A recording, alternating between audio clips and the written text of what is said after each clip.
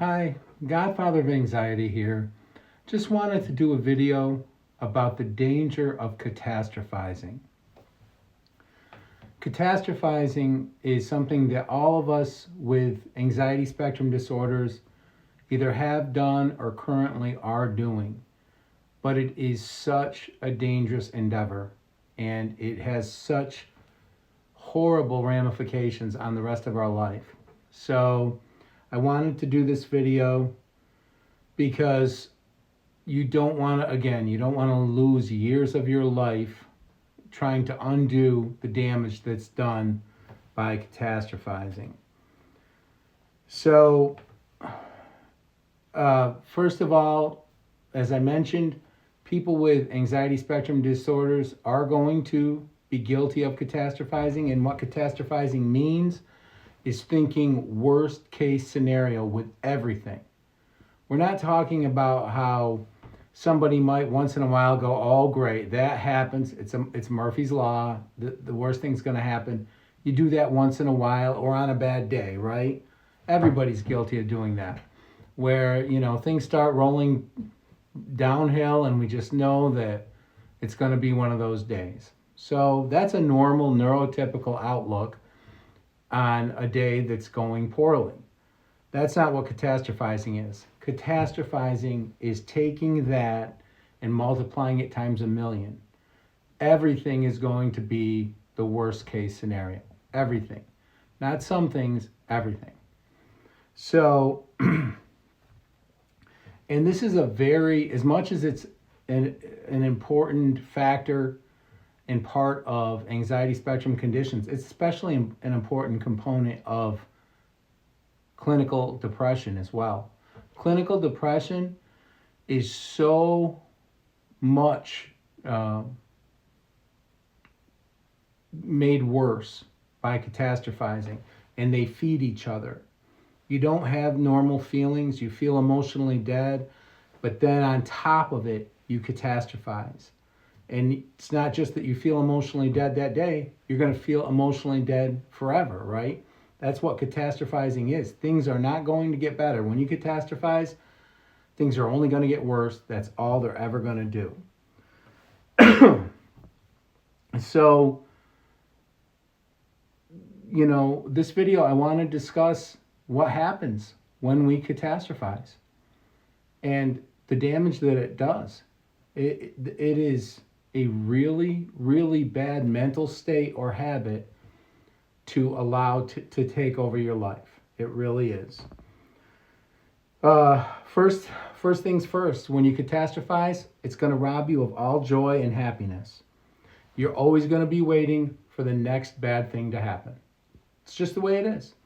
So if you get a promotion, if something good happens, you the birth of a child, you're going to, instead of enjoying those wonderful things, you're going to think of, oh boy, with the job, you're going to think, now what can go wrong? What's the next thing that's going to happen that's going to make this a terrible thing instead of a great thing? Same thing with the birth of a child. I mean, anybody who's had a child, who's been in the room when a child comes into this world, that is an emotional, spiritual experience, right? It is, there is something bigger than you now, right? But if you're catastrophizing, you're thinking, oh, well, great, something else that's going to either take up time or something bad can happen to another person that I love, that something bad can happen to. Catastrophizing takes on a life of its own if you let it, if you allow it to. So it's going to rob you of your joy, number one. Number two, it also is going to rob you of the present. You're never going to be able to live in the moment. And living in the moment is how we accomplish things. This is how we're going to live our lives and accomplish things. To form relationships, to gain intimacy, to get things accomplished, right? We have to be present in the moment in order to do any of these things. To perform well at anything, you have to be in the moment. This is when life is lived. And if you're catastrophizing, you're never going to live in the moment because you're always thinking about the next terrible thing that's going to happen. That's what's going on. And so it's going to cripple you. It's going to rob you of the one thing that you have control over, right? We don't have control over the past. We wish we did, right? So many things we'd like to change. We don't have control over the future. You know, what did John Lennon write? Life is what happens when you're busy making other plans, right? I mean, we never know about tomorrow. But where our power lies is in the present. And we're control freaks, right? Us with these anxiety spectrum conditions. So it's robbing us of the very thing that we desire. That's what catastrophizing does. So, you know, it's not preparing you for something terrible and like, okay, so now I'm expecting it so it doesn't hurt as bad. That's absolutely fallacious thinking. What it's doing is it's robbing you not only of the joy that I mentioned that you can have in your life, but it's also, removing you from the most important time of your life, which is right now. Now is it. This is where we have control. This is where we can take action. This is where we can do things. This is where we can love people. This is where we can accomplish things. So that's another huge problem with catastrophizing. Also, it changes your personality. That's the third thing I want to mention. You become something you weren't. And I can just speak from personal experience, but I was always a really positive person and optimistic, maybe even foolishly optimistic sometimes, but I was an optimistic person. And when I started to have these anxiety spectrum conditions and I started to catastrophize, that's not how I was anymore. I was just waiting for the next bad thing to happen. Now, what do you think it's like to spend time with somebody like that? Think it's enjoyable? You think people want to be around somebody who is convinced that the next day is going to bring something horrible? I wouldn't want to be around somebody like that. How about when you work with people who are always, looking for the next bad forecast, right? I always, if they say there's going to be snow, it's like they're excited about it or something, even though it's going to be miserable. Those aren't people you want to spend a lot of time with. And that's what can happen to our personalities when we catastrophize everything. Oh no, it's horrible. That's just not how you want to live your life. You don't want to live your life like that. So it's going to ruin your relationships. It really will. People don't want to be around somebody who's always negative, always pessimistic, and always imagining the next terrible scenario. And that's just the bottom line. So you'll damage the relationships in your life that mean a lot to you. And finally, it's going to make you feel helpless, and it's going to make you feel worthless. Now, how so? Because you're born and you die. You're born, you suffer, and you die.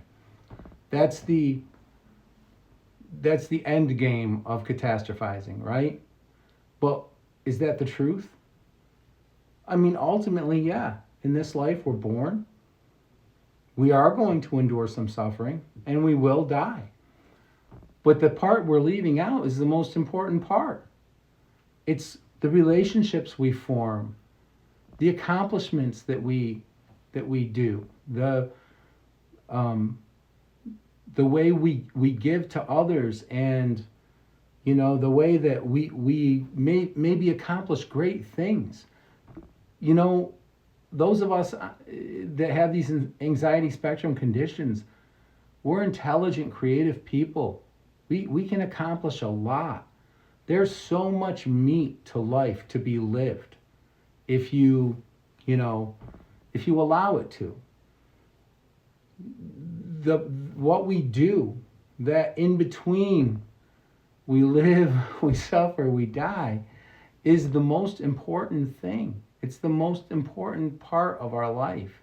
It's the meat of it. And if we're being honest, that's going to take up a lot more of the time than, sitting around catastrophizing. So, and that brings me to my major point here, and that is life is meant to be lived, right? Life is meant to be lived. It's not a spectator sport. So get treatment. If you've fallen into that trap of catastrophizing, get treatment and get living, get doing things. It will happen. You will recover, and you can unlearn catastrophizing. Then you can do the what if thinking in reverse. What if something great happens? Great stuff happens to people all the time. I've had so many great things happen in my life, but those 6 years that I was untreated, the great things that happened, I didn't appreciate them the way I would have if I wasn't catastrophizing. My son was born during that time. I love my son, as much as anything on this earth, but I didn't get to enjoy that experience the way I would have if I'd been successfully treated for anxiety, if I'd been living my life instead of being somewhat paralyzed by fear, and most of these things, guys, never happen. These things we catastrophize, these worst case scenarios, they never happen. So you're wasting your time. This fleeting commodity that we all have, you're wasting it on something that's never even going to happen. So don't lose years of your life being paralyzed by catastrophizing, by catastrophic thinking, because most of the time it never happens. It robs you of the now. It robs you of relationships. And in the end, it's pointless. It is literally pointless. It is the worst possible way to spend your time. So that's about what I wanted to say in this video. Guys, I just don't want you to lose the years I lost. It really isn't worth it. I promise you. I've been there. I've done it. Boy, when you're living your life, when it's not a spectator sport, when you're making decisions, taking risks, yes, taking risks. I'm not talking about, base jumping. I'm not talking about that kind of a risk. I'm talking about just the normal risks that we all take every day that are part of living and enjoying life. Guys, we have to do these things. We have to take these risks. Because they're really not risks, right? The risk is letting life pass you by.